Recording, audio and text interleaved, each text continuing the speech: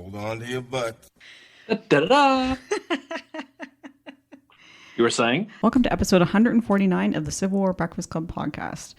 Tonight, as always, I am joined by my awesome co-host, Darren Weeks, and I am just his co-host, Mary. I don't know why he lets me do these intros, because I can't do them at all. Anyway, how are you? Oh, fantastic. My goodness gracious. What a fantastic intro, as always, Mary. It's fantastic to get back to recording again. And, how are you? How you been? Good. It's nice to be back recording again. I know it's been a couple weeks for us, so it's the episode we have tonight is very timely, as the anniversary is on May 15th of the Battle of Newmarket, and that is what we are going to be talking about tonight. Mm-hmm. But before we get to that, what are you drinking? Oh, thank you so much, Mary. As always, I always thought you were going to forget, but you did not. I am drinking, it's called Juice Drop IPA, and it's from Breckenridge Brewery in somewhere, whereabouts unknown, Colorado. And I'm drinking that out of my Lincoln, Vote for Lincoln mug, because he's sort of part of this a little bit. And of course, the beer is somewhat appropriate considering the subject matter. And so that being said, what are you drinking today? Well, I managed to, here in Gettysburg, find Breckenridge beer as well. And I got their Oktoberfest, which is great for this episode because one of the people we're going to be talking about is German, Franz Sigel. So I thought that was quite appropriate for our episode tonight. A great reason to drink stale beer, Mary. Yep. Absolutely. Absolutely. It's not stale. But again, to your point, again, tonight we are going to talk about one of the more influential battles that took place in the Shenandoah Valley. And that one has taken on kind of a mythical significance that captures the imagination, people even today. Well, I think it's because, too, there was a movie made about it a few years ago called The Field of Lost Shoes, which a very, very good movie. If you have not seen it, highly recommend watching it. We watched it again. We've both seen it a couple times. We watched it again a couple weeks ago, just as actually part of the prep for this episode. We wanted to see it again. It's a very, very good movie. Yeah, I mean, you think about it, in a war that's known for its savagery, this battle has grown into the epitome of valor, solidarity, and I guess self-sacrifice. And like you said, that is the Battle of Newmarket. Now, despite the stories of individual heroism, we'll talk about that. Newmarket is much more than just the story of the cadets from VMI. It's a battle that ultimately changed history in Virginia's Shenandoah Valley, and probably the war itself. We've talked about the valley in the past here and there, but it's important to understand, the significance of the Shenandoah Valley, throughout the war.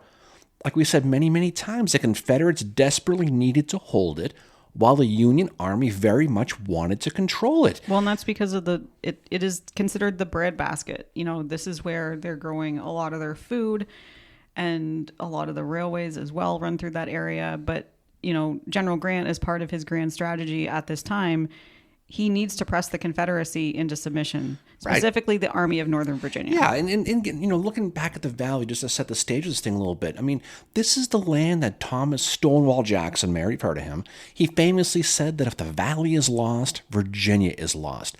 And, not just that, the Valley just is gigantic. Did you know, Mary, I don't know if you know this, the Shenandoah Valley is 3 times the size of Rhode Island. It's 25% of the entire landmass of Virginia. It covers 8 counties in Virginia and 2 in West Virginia.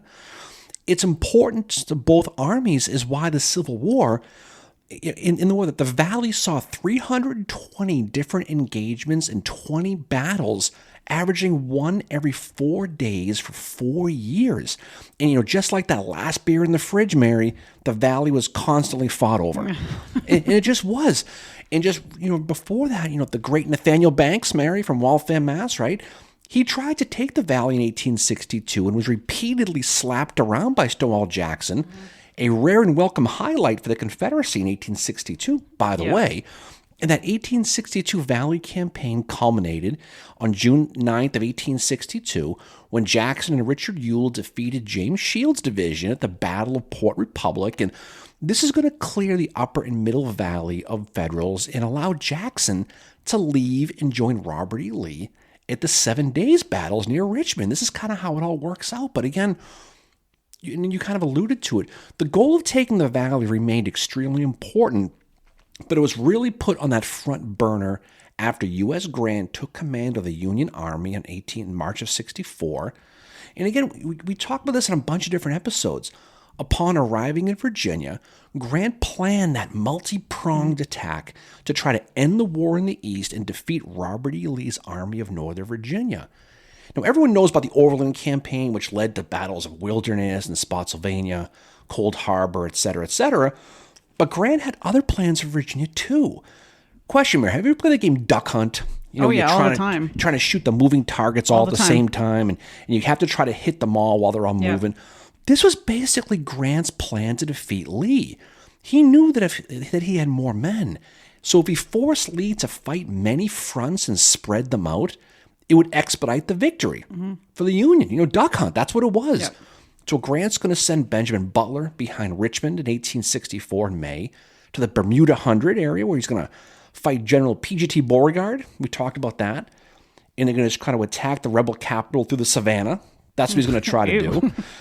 This campaign led to battles like Port Wathel Junction, Swift Creek, Bottom Church, and ultimately stalling at that Howlett line. We talked about that a little bit when we talked about Beauregard. But Grant's other plan was to finally take the Shenandoah Valley and consolidate armies in the area to create the Department of West Virginia. And these campaigns happening all simultaneously would ultimately prove to be too much for Lee. At least that's what Grant hoped anyway. Yeah, he's hoping to kind of overwhelm Lee with what his plans are. And this, as I said, is part of his grand strategy. And one of the things he's going to do is he wants to cut those rail lines that are being utilized by the Army of Northern Virginia. Now, keep in mind, while this is going on, in the Eastern Theater, in the Western Theater, you have Sherman doing his 1864 Atlanta campaign. And he is chasing Joe Johnston.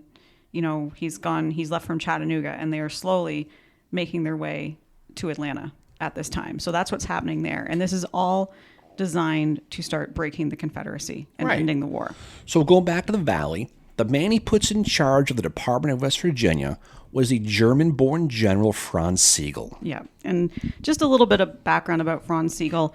He is born November the 18th, 1824 in Sinsheim, Baden, Germany. He graduated, I'm going to butcher this, and I apologize to our German listeners on here. Graduated from the Karlsruhe Military Academy in 1843 and was commissioned as a lieutenant in the Baden Army. Sigel was also interested in and excelled at languages, history, math, and science. He is a very intelligent guy. He speaks English fluently, and that is really going to help him when he finally does come to America. Now, in 1847, Sigel is wounded in a duel, and in the same year, he retires from the Army in order to begin law studies in Heidelberg.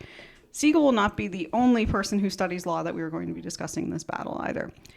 In 1848, Sigel is going to participate in the revolution that happens in Germany. Prince's Band? Yeah. Anyway, he will become known as one of the 48ers, which is, when you study the Civil War, you'll hear that term quite a bit. A lot of the 48ers, they come over here in exile to America, and they end up fighting in the Civil War. So Sigel will hold the rank of colonel, as he was one of the few revolutionaries with command experience. Sigel's also a very liberal-minded person, and he held support for this, which was quite popular among European intellects at the time. In 1848, he is going to lead some troops, 4,000 volunteers that he recruits in a siege against the city of Freiburg. The militia was defeated by numerically inferior but better led troops of the Grand Duchy of Baden. This is going to be a pattern with Sigel and is also foreshadowing for what's going to happen at Newmarket. So at this time, Sigel flees to Switzerland with a guy named Hecker, and Hecker eventually goes to the United States, but Sigel's going to stay in Europe to promote political change. And this is something with Sigel. He's very into politics. A new revolt breaks out in Baden in 1849, and the leaders of the revolt look to Sigel for leadership. Sigel took command, and he assembles the troops. It is here he will meet Alexander Schimmelpfennig and Ludwig Blenker, who also are going to fight in the Civil War as well. People from Gettysburg, you will definitely recognize Schimmelpfennig's name. While Sigel and his troops definitely had a spirited resistance at this time, again, they are no match for the training that the Hessian and the Prussian armies have. Sigel is wounded in fighting, but he continues to play a leadership role, and afterwards he escapes to Switzerland. He does at that time contemplate joining other revolutionary movements, finds himself in Paris, and that's when the Prussian government was pressuring France to turn him as well as others over, and they end up fleeing to England. And finally, Sigel says enough of this, and he GTFOs it and goes over to the United States. He is 27 years old at the time. When he arrives in New York, he will discover that he is a celebrity. because the exploits in the Revolution had been reported by the German-American press. So arriving in America as a new immigrant, he has already made a name for himself. He quickly joins the Turnverein, which is a gymnastics club that was also doubled as a political group. And because of his role in the Revolution, as well as being fluent in English, Sigel quickly rises to become one of the leaders of the group, and he will serve as a term of its president. Around 1854, he's going to join the New York State Militia, and here he rises to the rank of major and was an instructor in tactics as well as an organizer for other units. Sigel, including being liberal, is also an abolitionist and deeply opposed to slavery, as many of the other 48ers who fled to the U.S. were as well. Sigel becomes active in local politics, first as a Whig, but eventually switches to the Republican Party during its first presidential campaign in 1856. It's at this time that he moves to St. Louis, where he's going to be a professor, and he becomes active, as he always has been, in local politics, as well as in the militia. He's going to be a strong supporter of the Republican ticket in 1860, and this is, I think, where Abraham Lincoln starts to get to know who he is. He's very popular among the German Americans, as well as the native-born Americans, too. So Sigel's a popular guy. By the end of the 1860 campaign, he is one of the handful of prominent leaders in the German American community who is influential on a national level. So he is well known. As after secession happened, Sigel is going to head the 3rd Missouri Volunteer Infantry, and he would play a prominent role in the capture of Camp Jackson. And it's here he would save the St. Louis Arsenal for the United States. He's going to go on to his first campaign in southwest Missouri under General Nathaniel Lyon. Lyon is going to be killed at the Battle of Wilson's Creek on August 10th, 1862, which Sigel's also fighting in. He's going to lead a flanking column which attacked the rear of the Confederate troops, but he ends up getting routed there. When General Lyon's killed, it's Sigel who has to assume command of that army. In early 1862, he's given command of 2 divisions of the Army of the Southwest under General Samuel R. Curtis. He's going to fight at Pea Ridge on March 8th and 9th, 1862, and this is Sigel's best moment in the Civil War. His troops fight very well, and on March 9th, he is going to personally direct the Union artillery attack, which would rout the Confederates. He's promoted to Major General on March 21st, 1862 because of this, and then he's going to be transferred to the East. By this point, Lincoln already knows who he is, but he's caught the eye of other people in his administration, and because of his reputation, he's and his popularity in the immigrant community, they want to keep him in a very prominent position. He's going to end up fighting under Pope at 2nd Manassas, where the Union Army is going to be defeated. And then he is given command of the new 11th Corps, which initially has 3 divisions, and it's primarily made up of German immigrant soldiers. This is a perfect fit for Sigel. They love him. This is where the I Fight mit Sigel slogan becomes prominent on the 11th Corps among the German soldiers. Sigel ends up taking his ball and going home in February of 1863 from the 11th Corps, when he is going to be replaced by General Oliver Otis Howard. It's not really clear why Sigel left the 11th Corps. It may have been health issues. He was also really annoyed at the small size of his corps, and he had asked for more men, and then they said no, and he's like, fine, I'm going to go. And it may also have been poor performance on his part. Whatever the case, General Henry Halleck could not stand him, and it's for this reason that Sigel is going to be placed on light duty in eastern Pennsylvania until March of 1864. It's at this time that Lincoln and Secretary of War Edwin M. Stanton decide to bring him back into it to the new Department of West Virginia. This is likely for political reasons, because of the election, but also because he holds a lot of sway with the German immigrant community, and that's going to help with the election. This is where we find Sigel at the beginning of the Battle of Newmarket. Yeah, I mean, there's no doubt it was a political appointment. With the election coming of 1864 looming, appointing a popular German officer is going to go a long way in securing those German votes, the American votes, that he desperately needed. Again, you're looking at the big picture. Lincoln is afraid of the 1864 election. Yep. He's trying to find as many ends as he can. Sigel is going to be the guy, and his job here is going to basically take a consolidated army and move up the valley, meaning north to south, and draw the rebel troops away from Stanton, Virginia, where that vital railroad hub could be taken. Now, this is again part of that valley type of move that Grant wants. Also operating in the area was the army of General George Crook, the owner of, in my opinion, the greatest beard in the Civil War, by the way.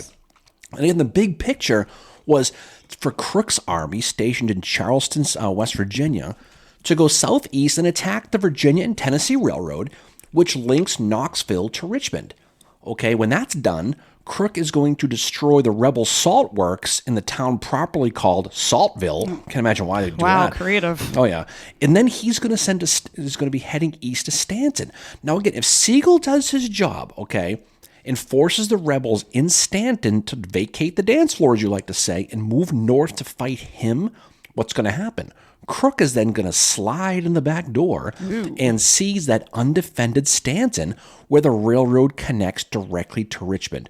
So again, in a nutshell, this is what Grant wanted to do with the Valley. And overall, it was a pretty good plan, Mary. But again, there's a problem. There's always a problem, right?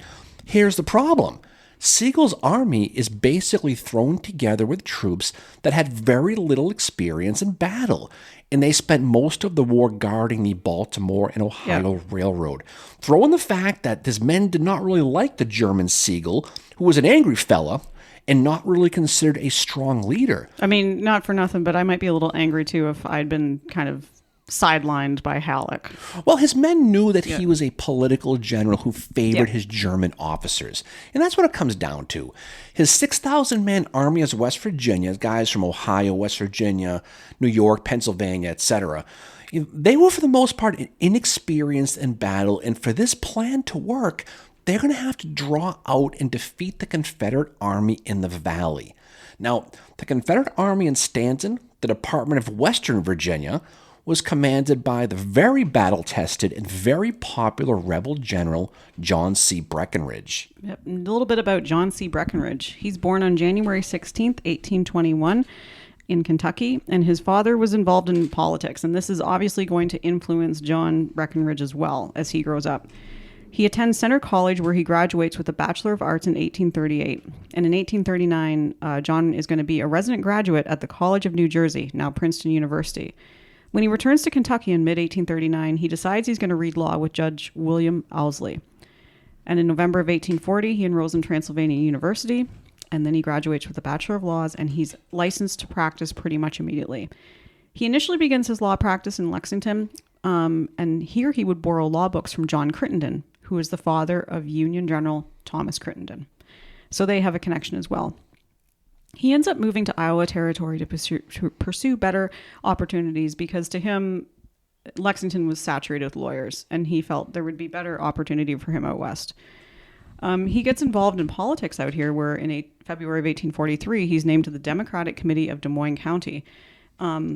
Most of Kentucky's Breckinridges were Whigs, and when his uncle learned of his nephew's political affiliation with the Democrats, he stated, "I felt as I would have done if I heard that my daughter had been dishonored." So that's how Breckinridge's relatives feel about him being aligned with the Democrat Party and being part of it.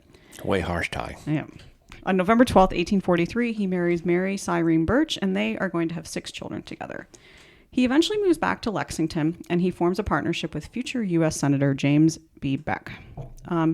He is a supporter of the Mexican-American War, but he doesn't get into fighting initially. It's a while before he gets in. And even then, when he is finally on his way to Mexico, he gets there and he doesn't fight at all. He's basically occupying Mexico City by the time he gets there. But he does get himself some fame because before he goes, in July of 1847, he's going to deliver an address in honor of the Kentuckians who had been killed at the Battle of Buena Vista. Senator Henry Clay of Kentucky is going to be moved to tears by this speech because this is where his son had been killed. And it also inspired Theodore O'Hara to write Bivouac of the Dead as well.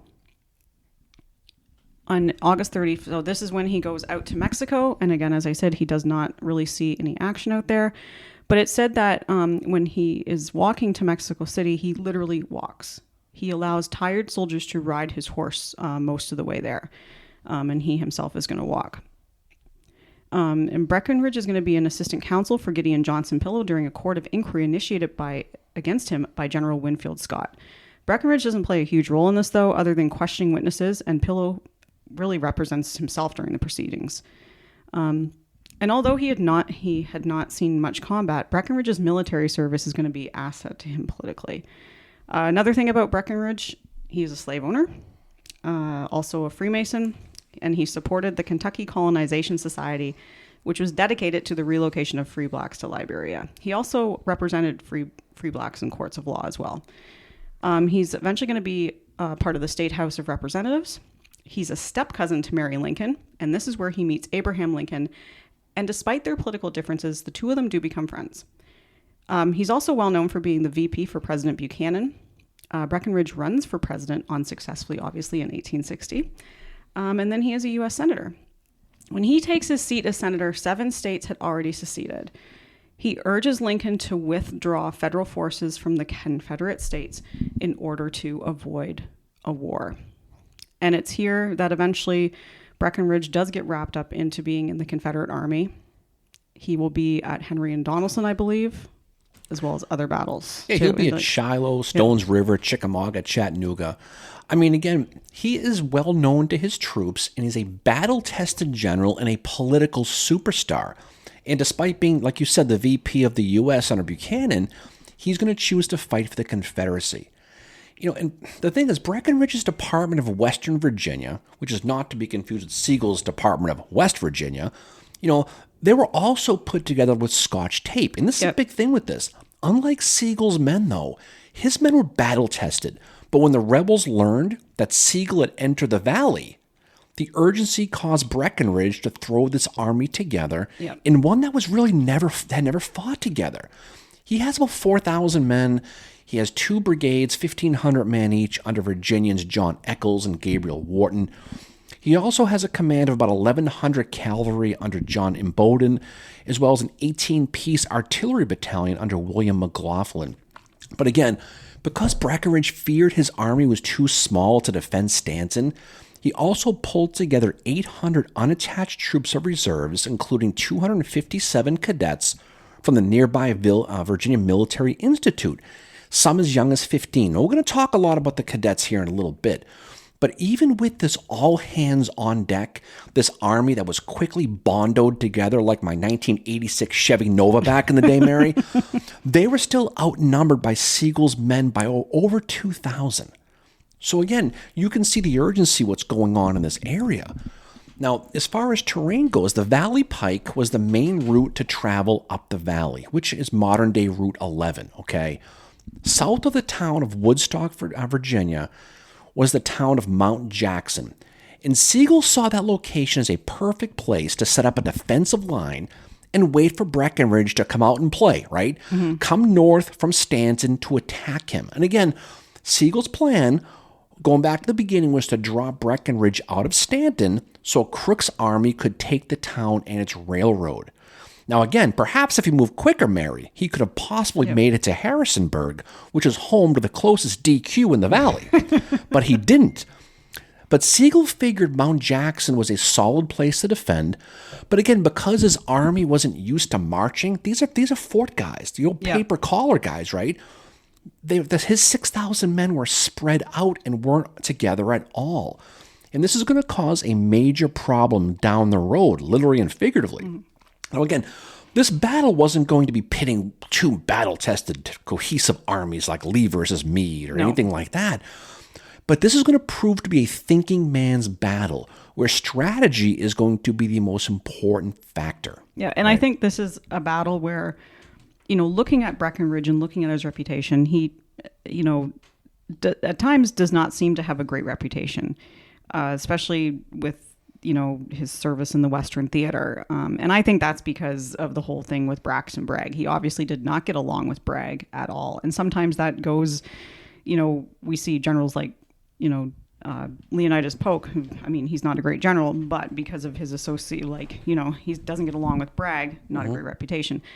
Same with Breckinridge. Now, the one thing too about Breckinridge is this is a guy that does not go to West Point. He's not a West Pointer at all. So he's kind of having to, you know, he's like one of those ones kind of like a Claiborne or, you know, a John Brown Gordon, who doesn't have that military training. No. Well, Claiborne had military training, but it's not West Point. No. But just imagine the situation. Sigel is in the valley. He's moving up the valley slowly. He's all spread out. And Breckinridge is going to start moving north to get him. And again, once Sigel gets moving, you know, Breckinridge he learns that his presence in the valley is there. This is going to spur the Confederates in Stanton again, who were beginning to mobilize. And now they're going to get a stepping, and they're going to start moving north, up, down the valley, south to north to get him. Now, again, this was expected and part of the plan. So at this point, Breckinridge is doing exactly what Grant wanted. So he tried basically to move as fast as he possibly could to Mount Jackson. Now, this is Sigel now, right? Now, a regiment of the Union Cavalry, the Lincoln Regiment of the 1st New York under Alonzo Adams, will be moving down the Valley Pike up front, and basically on May 13th, John Imboden, the 600-man Confederate cavalry under the 18th Virginia, will intercept Stall near Massanutten Mountain, south of Mount Jackson, near the town of Newmarket, Virginia. So the army is getting close. Yeah. And by intercept, Mary, the Feds ran into a rebel ambush and took a beatdown. Yeah. The 1st New York Cavalry, that Lincoln Regiment, is going to take 50% casualties here. So by the next day, on Saturday, May 14th, Imboden again slowed the Federal advance by harassing them at a place called Rude's Hill, named after you, right? But again, what Imboden was doing was a great job of just throwing up speed bumps in front of Sigel to allow Breckinridge to hightail it up from Stanton. Yeah. And by the end of the day... It's delaying tactics. Right. But by the end of that day, it's clear now that a major battle was brewing and was going to be fought somewhere near the town of Newmarket, Virginia. Yeah. Now, one thing that's important to mention is during this entire time, like it's been here, it's been pouring. Yep. They're in the midst of a torrential rainstorm. By the 14th, the town and the surrounding fields are drenched. The fields are mud. The rain absolutely will not stop, okay? Most of Sigel's army has spent that miserable rainy night of the 14th north at a place called Maynard's Hill, just northwest of Newmarket and about a mile north of another large hill called Shirley's Hill. Now, Sigel wasn't there. He was still 20 miles away in Woodstock, Virginia, not the concert, right? But he sent orders to a guy named General Augustus Moore to place his defenses west to east, just west of Newmarket. Funny thing about Augustus Moore, Mary, we were just talking about him. You probably don't remember. But during that 1862 Maryland campaign, Moore had been captured by Wade Hampton outside of Frederick and just before the Battle of South Mountain. And so what happened was, before that battle, General Jacob Cox sees him just standing by himself on the side of the road. Yeah. Now, they thought he'd been captured. Moore had been paroled the night before. And when Moore asked Cox, basically, where you going, which is Turner's Gap, Moore just said, "My God, be careful," which was violating the terms of his parole because he was secretly tipping the Feds off of the rebel position at the Gap. But Moore then started to walk away, head back towards Frederick. But in any case, Moore's back, and now he has his 3 infantry regiments. This would be the 34th Massachusetts, the 1st West Virginia, and the 123rd Ohio, to secure ground around Maynard's Hill and near a farm called the Bushong Farm. Now again, he relied on Moore, this is Sigel now, to hold that ground so his scattered army would have a place to set up when they got there. They'd have a camp, they'd have a place to go. Half of this army is still scattered and marching south up the Valley Pike. Yep. Now, Imboden's cavalry is going to snipe at these 3 regiments throughout the night of the 14th, right along Moore's line. And he was told by Breckinridge, this is Imboden now, who was just now at this point just south of Shirley's Hill, to hold the town of Newmarket at all hazards. And by all accounts, Imboden did a good job of that. But again, both sides knew the next day was going to bring battle. Yeah. So the night of the 14th, that rainy, crappy night, saw both armies preparing for attack while firing artillery back and forth for most of the night. That's really I kind of see that, in researching this, I kind of see that as being the beginning of this battle. And I think one thing to talk about too is that Breckinridge has 284 troops from VMI. 257 troops from VMI. These are the Corps of Cadets that are at VMI. And they, on May 11th, 1864, they leave VMI at 7 a.m. and they march 18 miles. Next day, they march 18 more miles. And then over the next couple of days, they're going to march nearly 40 miles. Keep in mind, this is in the rain as well. to where by the 14th, they are obviously near the town of Newmarket. They are led by Lieutenant Colonel Scott Shipp, and a 2-gun artillery section is what they have with them. And these are guys that there's a lot of troops in this battle that have never seen battle. These cadets definitely never have. No, but contrary to popular belief, this is not the first time the VMI cadets were brought out to a campaign. They had been. They just had not been used in battle yet. Yeah. So we'll get to that as far as the battle goes, but you're absolutely right.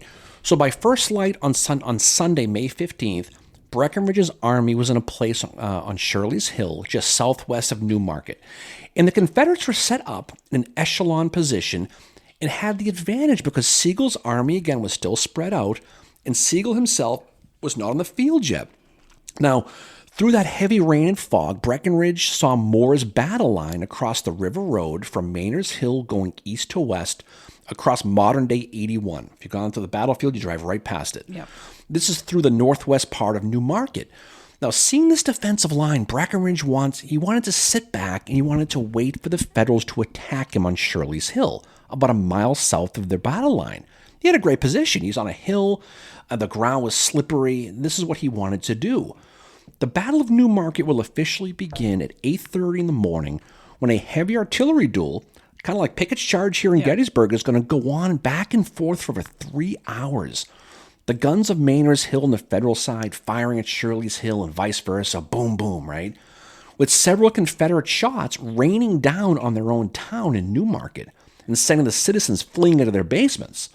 But what Breckinridge does next is actually quite brilliant. He must have driven a Ford F-150, Mary, because he wanted to make his army look bigger than it really was. And he was doing so by moving troops around and spreading them out to deceive Moore. Now, the trick worked, and the Feds suddenly felt that the reality was that they were fighting a much larger army on Shirley's Hill, whose size had been embellished by Breckinridge. Shocker. He was not in the pool, right? Now remember, only one half of Sigel's army was on the field. So Moore likely had himself a good pucker effect moment and seeing what he thought was this gigantic rebel force gathering on Shirley's Hill. Now by noontime here on the 15th, this artillery duel is slowing down, and even though Breckinridge wanted to force the Federals to hit him, it became clear that they weren't going to do him any favors. And he was going to have to be the aggressor. So Breckinridge now is going to basically send orders for his infantry to begin to move forward down Shirley's Hill. And again, this is exactly what Grant's plan was. Breckinridge was playing his role to a T. He was out of Stanton. He was now engaging Sigel's army, which would potentially allow Crook to sneak in the back door and take Stanton. Now, spoiler alerts, Crook screws this whole thing up and never makes it, but we'll just leave that up, okay? But the Federal line was stretched out and had a skirmish line up front with 2 companies, A and B, of the 18th Connecticut, just south of the Union line on the River Road, which is right near Maynard's Hill. Now, Moore's main line had about 2,500 guys, but they're in a strong defensive position with his left flank just outside of St. Matthew's Church in Newmarket with Colonel John Wynkoop, great name. His 2nd Cavalry Brigade is on Moore's right flank. Now, what's funny about this, too, is right before the battle kind of happened, both armies had a complete 180 as far as the generals did, right? Sigel wanted to Kool-Aid man it through the Confederate line to get to Stanton, while Breckinridge wanted to stay on the defensive on Shirley's Hill. Now it was the Confederates who were the aggressors, while the Federals tried to hold that defensive line.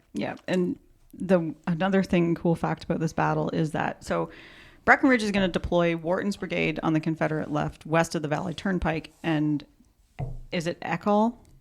Eccles is going to be on the right along the pike, except Eccles is sick and not there. Who is fighting there but Colonel George S. Patton is going to be commanding there, the grandfather of General Patton. We talked a lot about it. He was on his grave recently, Mary. We did. He was killed at the Battle of Opequon, the 3rd Winchester, with son Baron Winchester. But you're right, the 1st Brigade to step off from Shirley's Hill is going to be under Gabriel Wharton. Now, his 1,500-man brigade is made up of the 51st Virginia, the 62nd Virginia, and the 30th Virginia Battalion of sharpshooters, as well as the 1st Missouri dismounted cavalry. Maybe they were discounted too. Who knows? But dollar store dollar brigade. store, exactly. The dollar store brigade. But they're going to begin to move northwest up, on the Valley Pike towards Moore's Line, followed by that other 1,500-man brigade you commanded, that you talked about being commanded by John Eccles. Right? I better not be commanding it. God, can you imagine that? Short work, literally and figuratively. Oh.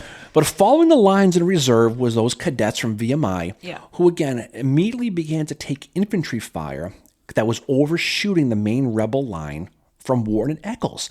And one of the cadets wrote, "The Yankee gunners had gotten the exact range, and the fire began to fall on our line with fearful accuracy." So he's talking about artillery as well. The first casualty from the VMI cadets is going to happen during this initial push off Shirley's Hill. But again, that skirmish line I mentioned, companies A and B of the 118th Connecticut, Mary, they got a little scared.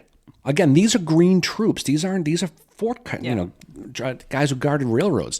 They would know what the hell was going on. They can't see. It's foggy. It's rainy. They had no idea. They hadn't seen real battle, and they waited nervously for the Rebs to come on the skirmish line. The movie does a great job of, I think, showing the battle and the positions that they were in. And that gives a really, really good visual. I thought the movie did that really well as showing the weather conditions too. Yeah, I mean, it does. But just put yourself in the position of these 118 people. Now, there's a great story where at one point they're all sitting there waiting behind a wall, and they're all scared, holding their guns. They hear a loud noise in their front. And since the weather made it impossible to see what was coming, they thought, well, we're in for it now. This is it. All of a sudden, what happens? Instead of troops, comes charging a full stampede of cattle who was being chased by a large dog. And they thought it was the Confederates. It was a bunch of cattle, and it freaked them out. The rebels do finally begin to advance. That skirmish line of the 118th is going to fall back to Maynard's Hill. And about 300 Confederate skirmishers of the 30th Virginia Battalion begin to approach. Now, with the rain falling, Breckinridge, again, he does a good job here. He tries to embellish his numbers a second time by having his regiments, as they're coming down Shirley's Hill, overlap in the gaps. So they're coming down a line, and they can be seen. Now they go in a swale, they can't be seen. Now they shimmy to the left, right? And now they come. Girls. And now they come up the hill. So if you're the Federals and you're looking up the hill, you see Confederates coming down at you. And now that they disappear, now you see another line coming to their right. So it looks like there's more and more coming. It's the same people. But it looks like Moore is fighting again a much larger force than he thinks he has. The rain and the undulating hills, Mary, right? Rolling hills. Again, freaked Moore out to the point that he thought that he was fighting this gigantic army. Now, with this quotation fingers, larger Confederate force bearing down on him, Moore's men began to fall back towards the William Rice Farm, which is just north of St. Matthew's Church. And they're going to get in a sharp fight here that's going to take place all around the church within the graveyard. The gravestones are still there. You can go see them. Yeah. But when people visit the Newmarket battlefield, they don't usually realize that much of the battle took place in the streets of the town, east of the Valley Pike too. For the citizens of the town, it was Sunday morning, and they had dealt with a night-long artillery barrage. They're hiding in their basements. The infantry is now fighting through the streets. Citizens talked after the battle. They remember seeing Confederates dragging Union dead through the streets, leaving bloodstains on the road. Oh. That's how brutal this street fighting was. It was around this time that Franz Sigel finally arrives on the field. Yep. And Moore's men at this point, they're going to fall back through those muddy fields, heading north, trying to get safety between Maynard's Hill and the Bushong Farm. The artillery also fell back. It's complete confusion. The weather stinks. They don't know what the hell's going on. Sigel was giving orders in German. Right, and that'll become later on with this. But at this point, Breckinridge himself is in the town of Newmarket, and he's very actively trying to direct troops and place artillery. Again, he did a very good job at Newmarket. Not knowing where the Federal troops were, he couldn't see them either because of the weather. He wanted to find a place to find them. So what does he do? Breckinridge, he literally starts knocking on doors in the town, hoping someone's going to let him in so he can go to the roof and find the enemy. He ends up knocking on the door of the home of Dr. Solomon Henkel, who was at home with his wife Anna. When Mrs. Henkel opened the door, she later wrote of seeing General Breckinridge and said, quote, "He was one of the most handsome men I'd ever seen." Ooh. Right? Played by Jason Isaacs in the movie. Obviously, Breckinridge was her favorite general, but anyway, right? Ew. But the Henkels allowed Breckinridge into their home and showed him to the roof where he stood leaning against a chimney trying to see the federal position. From the roof, he yelled down to the street, directing troops below, before some feds naturally spotted him and started firing on him. And at this point, Mary, he wisely decided that his adventure on the roof should come to an end. And so he climbed down. By the way, the Henkel house still stands. It's on 9417 Lee Highway in downtown Newmarket, if the mood should strike you. Maybe I'll go knock on the door, Mary, and someone sees me and thinks I'm handsome too. Maybe that's just the way. Well, probably not. God, unlikely.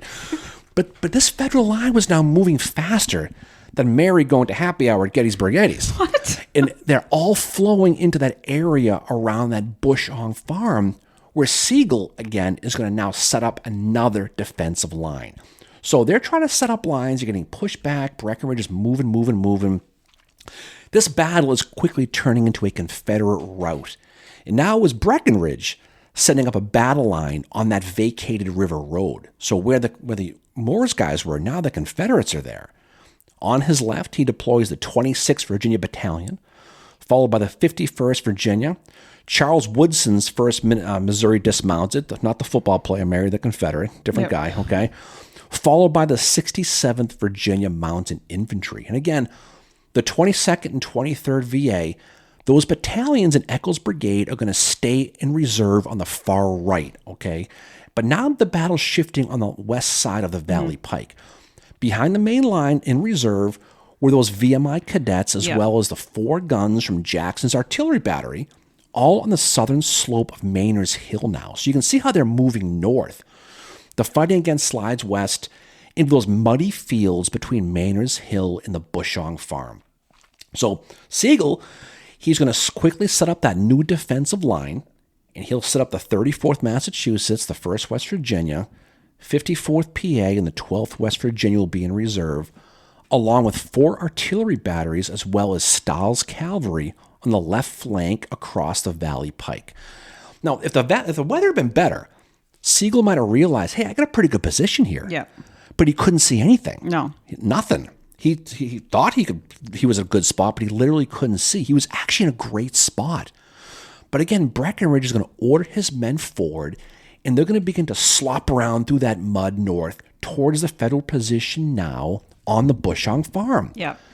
The one thing Sigel had going for him, though, was the terrain. Because as you went north, the land between the Shenandoah Valley and Smith's Creek on the east grew smaller. Think of like you're on a 3-lane highway and suddenly it merges into 2 lanes. Yeah. That's what happens because the water on both sides pushes the land together. And when it does, it ends up giving a bottleneck, which is going to give Sigel a much smaller front to defend. So Colonel George Wells of the 34th Mass is going to write of it. The rebels advanced in lines of battle. Their yelling grew steadily nearer. The air was filled with bullets and bursting shells, and my men began to fall. Now, Breckinridge, again, what he does, he puts his artillery on his right and has them move along with the infantry line. So if you're a Federal and you see the infantry coming, you've got artillery coming that's moving too. So everything's moving at the same time. This is 18 guns of the VMI artillery cadets, as well as Berkeley and Chapman's batteries, and they're all bearing down on Sigel's line with that infantry now. Also, Breckinridge has artillery across Smith's Creek on the rebel right under John and Bowdoin. We talk about them. On Sigel's far left, on the rebel right, was Julius Stahl's Union Cavalry Division, and what happened next was probably one of the most infamous moments of the entire battle, okay? Again, Stahl was situated pretty much directly on the Valley Pike, close to the rebel right flank, and to his left was Bowdoin's artillery across that Smith's Creek. For whatever reason, Stahl is going to order a full-on cavalry charge on the rebel right flank against infantry and artillery in the mud. A Leroy Jenkins-like moment here which is going to become one of the most baffling and moronic attacks of the entire war. Meanwhile, an excited Sigel is up front with the 34th Mass on the Union right. And like you said before, he's screaming orders to his men in German, something he did when he got excited against the 34th Mass. I don't know if you know this, Mary, but many of us massholes don't speak German, okay? So no one understood a word he was saying. The first commander, or the commander, that is, of the 1st West Virginia, and a guy named Lieutenant Colonel named Jacob Weddell, he was following Sigel around like a helpless, lost little puppy. Or I guess like a bald guy at the blue and gray. But trying to get clarification of what he's supposed to be doing. So again, Sigel is barking orders to Weddell in his native German, and Weddell ain't German. So all of this is adding to the mayhem to an extremely confusing situation on the Union lines at this point. It's at this point, here comes Stahl, barreling down the hill, a charge Sigel did not order or even knew about. Now, Julius Stahl is a fascinating dude himself real quick. He's born in Hungary. He was with Franz Sigel back in July of 1862 when he commanded an infantry brigade in Sigel's 11th Corps in John Pope's Army of Virginia. In March of 1863, Stahl was going to be sent to the cavalry to help defend Washington. But when his cavalry division joins the Army of the Potomac, he was immediately dumped by cavalry commander Alfred Pleasanton and replaced by Judson Kilpatrick. That's how Kilpatrick gets the job, by firing Stahl. Next, Stahl found himself with Darius Couch's department of the Susquehanna, where he will spend most of the Gettysburg campaign. But by the spring of 1864, Stahl was back with Sigel again, this time commanding the 1st Division of his cavalry. Here at Newmarket is probably why Pleasanton dumped him, his decision-making. Stahl will charge right into that bottleneck, again, with 3 lanes turned into 2, and when he gets there, the ground is so muddy, men are falling off their horses getting stuck in the mud, all kinds of stuff. They rode directly into Eccles' brigade, including that 22nd Virginia, commanded by George S. Patton, right? As well as the teeth of that artillery. Throw in the fact now that John Imboden's artillery range was right on them, and you can see where this one's going. Stahl will get between Patton's and Clarence Derrick's 23rd Virginia. Clarence Derrick, by the way, the only West Point guy in the field here. When the artillery opens up on him, Stahl's troopers get demolished in the blink of an eye. Sigel's cavalry is completely done for the entire battle. They are gone. You know who else is screwed up? The 54th PA, who's on the Union left flank, because they were close to that Stahl attack, and they also got smoked to this ill-fated assault, and they were forced to retreat as well. So Stahl, for whatever reason, it cost him his cavalry. It cost the 54th Pennsylvania. Ward and Eccles brigades continue to attack, but soon get bogged down in the mud by Sigel's battle line. Now again, just imagine, they're struggling to get through that quagmire, giggity. A gap developed on the Confederate line between Wharton's regiments at the Bushong Farm and those closer to the Valley Pike, right? So everything's falling apart, and then all of a sudden, the Union gets a break, an unexpected break that no one expected was going to happen. All of a sudden, a gap is going to be created, 350 feet wide, between the 30th Virginia Battalion and the 62nd Virginia. Now again, Breckinridge, everything at this point, the day is going perfectly. But he realizes that this is a existential disaster waiting to happen. Yep. Breckinridge needs to fill it before the Union took advantage of that gap and broke through. If they did, his entire line would have been absolutely broken. The whole tide of the battle would have changed. He first calls on Woodson's 1st Missouri Dismounted Cavalry. But Woodson only has 60 guys, not enough to fill a 300-foot gap. He needs more reserves, and the only ones left were the cadets from VMI. Yeah, and I think this is, I would imagine, I can't say for sure, that this is something that Breckinridge likely struggled with because they are, first of all, they're very young. They're not battle tested, and they're cadets. But it also, I think, shows how quickly he is able to think on his feet to close that gap, because I'll know what happens when there's a gap. Well, he had no choice. I mean, these 257 VMI cadets are under the command, as you mentioned earlier, of Lieutenant Colonel Scott Shipp, who was their commandant from VMI. Yeah. He was only 24 years old, okay? Shipp was a straight-laced, no-nonsense fella who the cadets called Old Billy because he had a goatee made up like a billy goat. Shipp famously tried to resign his position at VMI. You know why? Because he accidentally took a sip of alcohol and felt, God, there's another job off your bucket list you can take off, Mary. You ain't getting that job either, right? Jeez. But Breckinridge, like you said, did not want to put in the VMI cadets into battle unless of an absolute dire emergency. But with that gap formed, he literally had no choice, so he reluctantly ordered them up. So at that moment, he calls on the cadets who he called boys, which was true because some of these kids were 15 years old. Yeah. Breckinridge is going to yell, "Put the boys in." And then as soon as he orders it, he then says to himself, he finishes the sentence quietly, "And may God forgive me for that order." Yeah. So, but again, contrary to popular belief, this is not the first time the VMI cadets have been called on. No. It's just they haven't seen battle.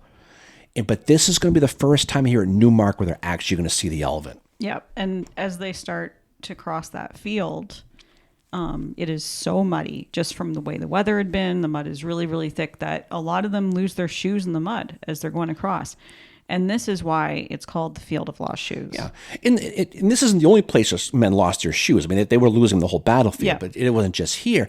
But again, you're right. This is the moment where the Battle of Newmarket becomes not just a battle, but an immortal moment in history that still captures the imagination of people today. The 257 cadets, they're divided into 4 companies. And after charging through the Bushong House with the rest of the Confederate line, they weren't by themselves. They regrouped along a fence, which is on the edge of the battlefield, only 200 yards from the Union line. At this point, Breckinridge had ordered the line to basically charge. And the reason why they did is because that failed Stahl's cavalry attack. There was an opportunity here. Yeah. When this happened, he unwittingly screwed up the whole situation. Now it creates an opportunity. Breckinridge wants to take advantage of it. The cadets all move forward across those wet fields around the Bushong House and immediately came under heavy fire. 18-year-old VMI cadet John C. Howard, no relation, wrote of his experiences at that moment. He wrote, quote, "Men were falling, but each stepping where his comrades stood. The integrity of the corps was kept. We were in the culminating struggle for victory or defeat, men falling in no infrequency. Of the less severely wounded in the battalion, a number, declining to leave, retained their positions in the ranks. Our gallant foes were straining every nerve to stop the Southern advance. The cadet battalion had inspired by the training of the Virginia Military Institute in the first duty of a soldier, which is obedience." Yeah. Right? So just these guys are running, their shoes are coming off, they're up to their knees in mud. As the cadets charged, many again barefoot, they came under that intense artillery fire, dropping cadets with each step. Lieutenant Shipp, the 24-year-old commandant, he'll be wounded here. He'll take a shell fragment on the side of the head. It won't kill him, but it'll knock him out. Basically, the cadets now lost their commander, but it didn't stop them from charging. Howard again talked about this moment as well. He wrote, "A crisis had been reached. The fire was too hot for irresponsive action, and retreat or advance was the alternative. We considered a retreat no part of the game, and forward was the order." So the cadets fixed their bayonets and charged along with the 51st Virginia towards the Union line. They were targeting 6 guns belonging to the 30th New York Independent Battery, commanded by Captain Albert von Kleiser. Now again, under fire, they got to the guns. They became engaged in hand-to-hand combat with these New Yorkers. Yeah. Some say they captured 2 guns, others say they captured just the one. But that moment frozen in time was the sight of Cadet Oliver P. Evans, that 19-year-old color bearer who had climbed on top of the captured cannon and began to proudly wave his VMI flag, claiming the gun for the VMI and the Confederacy. That is a cool scene in the movie. Yep. Captain Howard, of the moment, he writes about it. "The shot-torn standard of the Corps floated triumphantly, upheld in Evans' gallant grasp and basked and protected by not less than the dauntless Guard. while the cadet ranks pressed forward in close cheering charge. The late terrific fire of the Federal troops had been a farewell salute, apparently a preliminary to retreat. And so Breckinridge, I mean, you can imagine, he is stunned at what he witnesses. He's going to ride up on top of Bushong's Hill, and he told the cadets to stand down. But this is a really good moment. And if you remember before I told you, he referred to them as boys, his boys. Before riding away, Breckinridge says to them, "Well done, Virginians, well done, men." Yep. To the cadets who heard him, it meant they were no longer boys. They were now Virginians, and they were men. Cadet Benjamin Colonna, he would write years later of that very moment when he said, "He turned and rode away, taking with him the heart of every single one of us." Now, not only did these cadets capture at least one cannon, they also drove off the 34th Mass and reportedly captured 80 prisoners. Now, along the line, Wharton's brigade captured Bushong's Hill, while on the rebel right, General Patton attacked the 62nd Virginia, and the left side of the Union line disappeared. Gone, right? See you later. The Battle of Newmarket became a rout, and the Feds fled north. Sigel reported as an organized retreat. Many of the men said they ran like hell. It does not sound like, and from what I read about it, my research of it, it does not sound like an organized retreat at all. No.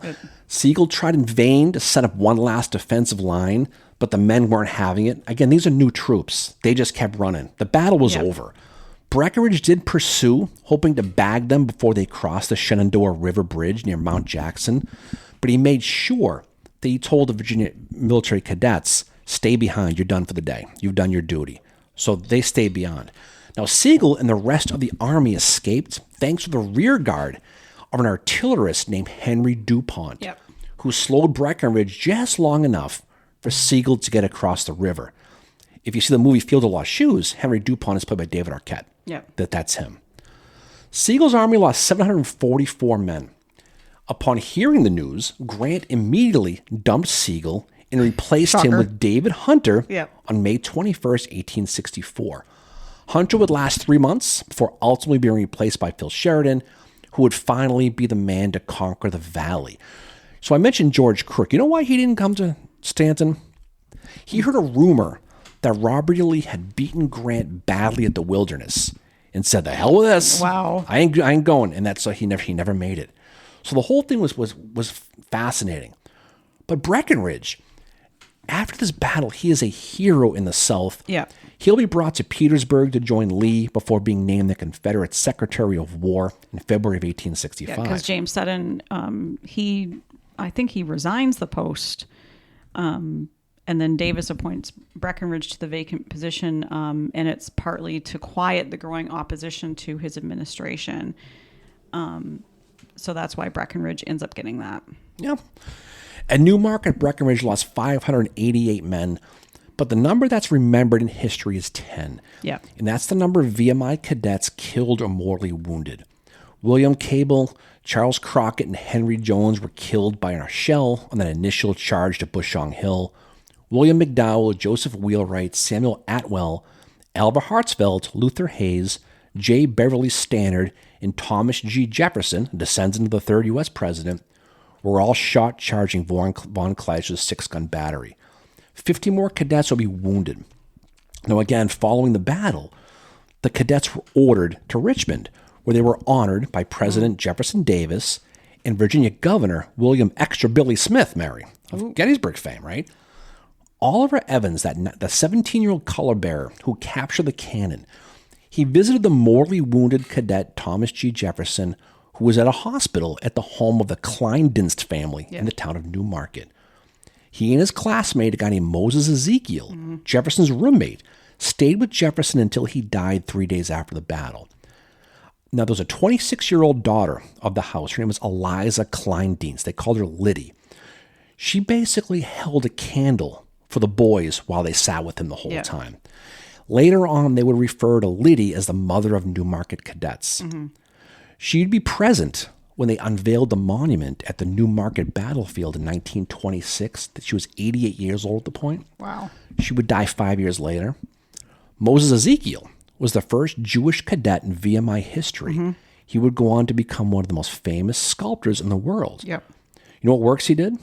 The Virginia Mourning Her Dead, which is at VMI for the cadets killed at Newmarket, as well as it's not there anymore, but the Confederate sculpture at Arlington. Yep, he did the one at the National Cemetery, which is going to eventually be moved to the Newmarket battlefield, near where the cadets fought at Bushong Farm. Ezekiel's actually buried under where that monument was. He's one of the graves they didn't want to disturb. In 1903, like you just said, he erected a statue called the Weeping Woman, which was placed at VMI to honor the fallen classmates. VMI continues to honor her fallen cadets every year on the battle's anniversary on May 15th, and has done so since 1866. On that day, VMI holds a ceremony where the Corps of Cadets assemble on the parade ground, where each name of the fallen dead, the 10, at Newmarket, are read. After each name is read, a cadet responds, "Died on the field of honor, sir." Now, again, when you look at this, whatever side you're on, it's impossible not to appreciate and respect the VMI cadets who, on that field of lost shoes at Newmarket, they attained immortality and gave their last full measure of devotion, if you think about it. And it's one that, again, is still very much studied and very much honored in that area right now. Yep, and I think overall Newmarket is a battle that doesn't get studied enough. Especially when you're looking at somebody like Breckinridge, who clearly he is brilliant at this battle. But also, you're looking at someone like Sigel, who just has his best day at Pea Ridge, should have stayed with the artillery. He's a political general, and he just, even back in Germany, when you're looking at his history, he gets, defeated by numbers that should not have defeated him. Sigel was completely over his skis. He absolutely was. Yeah, he was. I mean, the thing about we've talked about how any certain generals would have got beaten at this battle. This is one that better Union leadership probably wins this. But again, Sigel, who was not on the field, he was in his defense. He was commanding troops who were not used to battle. But again, he's giving German orders. He's yelling. He's losing control. But again, there's Breckinridge, cool as a cucumber, running this battle to a T. And like we said a little while ago, this was a battle that was strategy. It was a thinking man's battle. Yep. And what do you think of, whether you like Breckinridge or don't like Breckinridge? This was his greatest moment in the Civil War. There's no question. He could not have managed this. Nobody else, Jackson, Lee, Stewart, any of these guys could not have maneuvered just as better than Breckinridge at Newmarket, because he came down to manning that gap, that 350-foot gap. Yeah, I was just going to say it's that gap. And, that is a decision, obviously, that he did not want to have to make because of who he has to put in there to fill that gap, the cadets. And again, this whole thing's in a pouring rainstorm. This is not a sunny day. This is in the rain, in the mud. Everything's falling apart for the Union. And all of a sudden, Stahl has his failed charge. It opens the opportunity for another charge by Breckinridge, but he has to deal with that gap first. And these kids, these cadets, they man the gaps, they hold on, and they end up being the heroes of this. And again, if you go down to Newmarket, you go to VMI, you go to Lexington, they're heroes. And truthfully, they should be, because these are people who saved the day. They had military experience in school. That was about it. They had lost their leader and ship. He'd been hurt. And they did everything they could basically on their own. And you can just imagine capturing that gun from von Kleising and that kid waving the flag. What a rush that must have been. And Breckinridge absolutely could not believe it. And he realized that he had some with these guys. And when they went back to Richmond to meet with Extra Billy and Davis, they were heroes. Yeah. And they're still heroes to this day in that area. And the ultimate result of the Battle of Newmarket as well is that it is going to delay the capture of Stanton by several weeks. So eventually Stanton is going to get captured, but it's basically delayed it. Yeah, at that point, I mean, you're going to have it's going to be a cavalcade of clowns there for a little bit for the Union. Yep. Sigel, and then you're going to bring in Hunter. It's not until Sheridan comes in that he kind of rights the ship a little bit. Yeah, Sheridan is the one that comes into these Valley campaigns, and we've discussed that before in previous episodes. And as for Sigel, he is going to resign his commission on May the 4th, 1865. He does go on to have a pretty good career after the Civil War as a newspaper editor. He dabbles in politics still, and that was really his strong suit, was politics.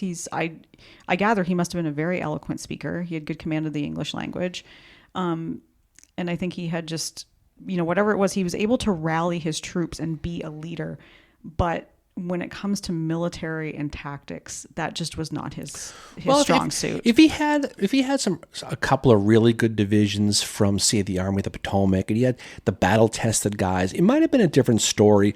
But again, he had the paper collars, he had the heavy artillery, he had the guys who guarded railroads, the people who didn't, they had never experienced battle. A lot of these guys had never fired a musket before, and some of these guys are in the 18th Connecticut, on the front line, companies A and B being skirmishers, trying to figure out, okay, what am I supposed to do with this?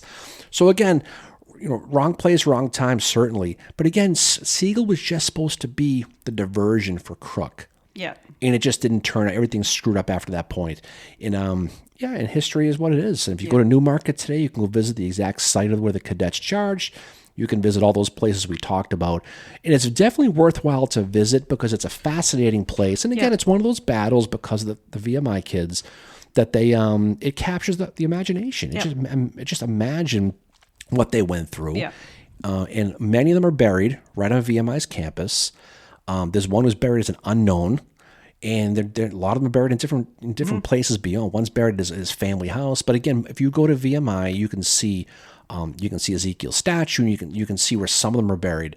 But again, it's a place that's it's hallowed ground to a lot of people in Virginia. Yeah. They are godlike at VMI even to this date.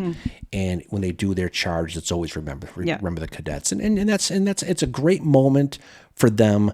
And it's one that that's going to live down in history. And if you get a chance to see the movie Field of Lost Shoes, it tells a story very, very well. And it's one that I think that's you can, even if you're a blue northerner like me, you can appreciate what happened there, because it's a fascinating story, and it just really, really is. And it's one that's a lot of fun to tell. Yeah. So what's coming up for us next? So our next episode is going to be dropping in a couple of weeks, I think 2.5 weeks maybe, and it is going to be about General John Gibbon. Oh my goodness gracious, John Gibbon. Yeah. So we're going to be talking about Gibbon, and that's going to drop the weekend after Memorial Day. We got some stuff going the next couple of weeks. So we are going to be doing a live on Sunday. Yes. So this will drop today. Today's Friday, so it'll drop later. And then a couple of days we'll do it live. We'll talk about it. There's a lot of good stuff going. We got some plans next weekend with a friend of ours, Mary. We do. We are... we're going to be going with Addressing Gettysburg. So our friend Matt Callery over at Addressing Gettysburg. We are going to be going to Monocacy, and there's going to be a tour given there by Matt Borders, who is a park ranger there. So it begins at 10 o'clock in Monocacy. If you've never been there, come on out to it. And if you have been there, come back again, because Matt Borders is going to give a really, really great tour.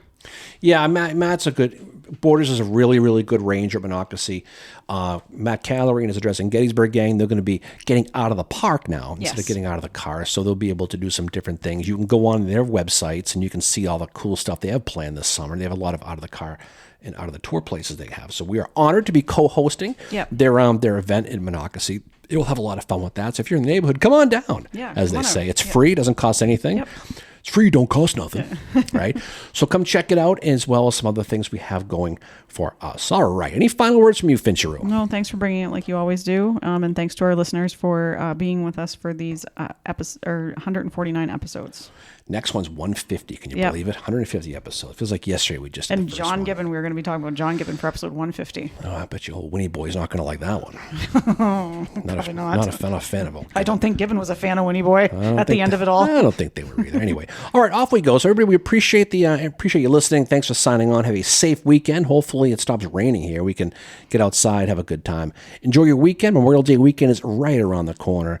The Gettysburg Film Festival is here this weekend, Mary, so we're going to go check that out on Saturday. We're going to have a good time with that, and hopefully we'll run into some people along the way. All right, so again, thanks for listening. We appreciate it. Have a great weekend. Stay safe, and we'll talk to you all on the other side. See y'all later. Peace out. Bye.